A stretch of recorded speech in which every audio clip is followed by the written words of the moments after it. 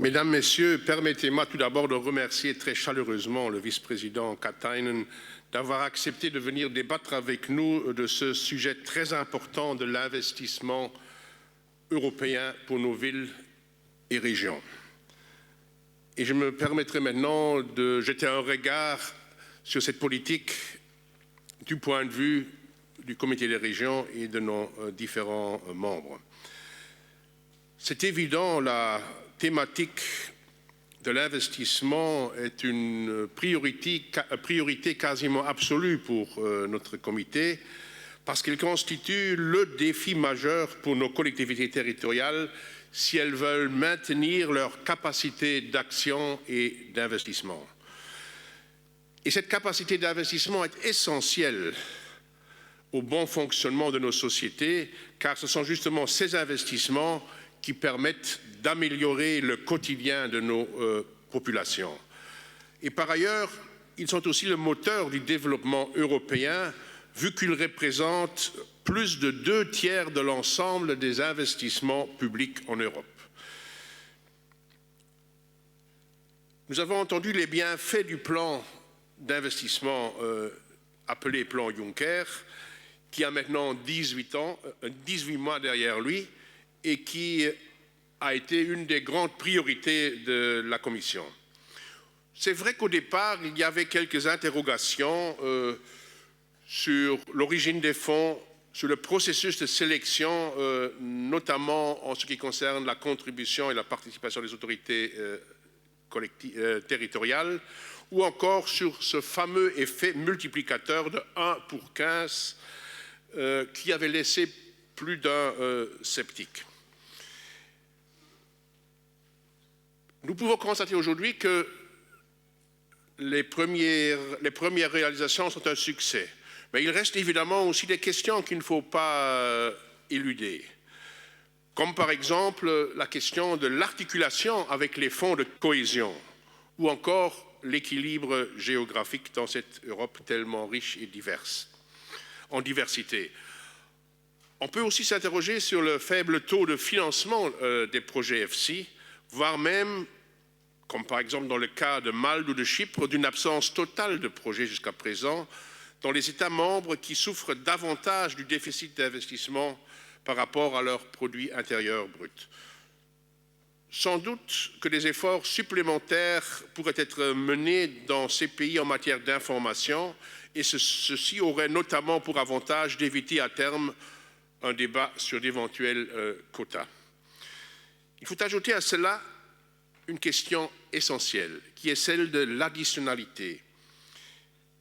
Il faut sans doute attendre encore quelques analyses d'impact plus détaillées pour savoir si les projets retenus jusqu'à présent sont des nouveaux projets qui n'auraient pas été financés sans l'existence de l'EFSI. Et je sais très bien que cette analyse est très délicate et très difficile, mais je crois qu'il faut la mener d'autant plus qu'on parle déjà, et à juste titre, d'une éventuelle prolongation de ce plan après 2018.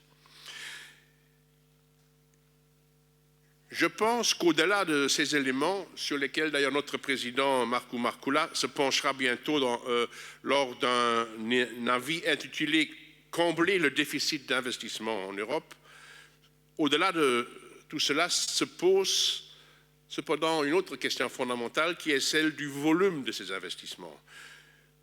Bien que toutes les initiatives visant à combattre le manque d'investissement en Europe doivent être encouragées, il faut quand même reconnaître que les 100 milliards d'investissements que la Commission estime avoir déjà mobilisés après un an de fonctionnement ne répondent malheureusement pas au déficit d'investissement évalué à quelque 300 milliards d'euros pour un an. C'est pour cette raison que tout en soulignant l'importance des instruments financiers dans le soutien des projets à risque et la plus-value évidente de l'EFSI, cela ne peut en aucun cas remettre en question les modèles traditionnels de financement de la politique de cohésion, ni nous faire perdre de vue le besoin criant en investissement dans des secteurs essentiels comme l'enseignement, la santé ou la justice. Les subsides européens à la base de la politique d'investissement de l'Union européenne sont d'une importance majeure et capitale pour les autorités locales et régionales. et si vous me permettez ce néologisme, une EFSisation de la politique de cohésion ne peut être une perspective. Il faut absolument maintenir l'action classique des fonds de cohésion comme un pilier à côté de ce nouveau pilier qui est l'EFSI. Et on lit parfois dans la presse européenne des remarques et des réflexions qui nous font un peu peur à ce niveau-là, parce que aussi longtemps qu'on travaille en Europe avec un budget qui équivaut à 1% du produit intérieur brut de l'Union européenne, on a évidemment parfois des gros problèmes en termes de financement.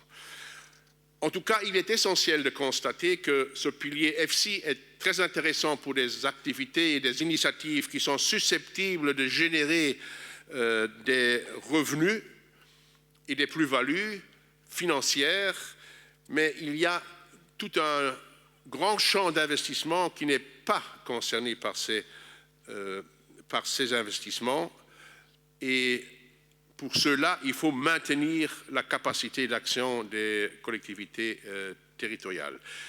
Et je terminerai mon introduction sur le deuxième volet du plan d'investissement pour l'Europe, auquel les autorités locales et régionales accordent énormément d'importance, à savoir la plateforme européenne de conseil en investissement et le portail européen des projets d'investissement.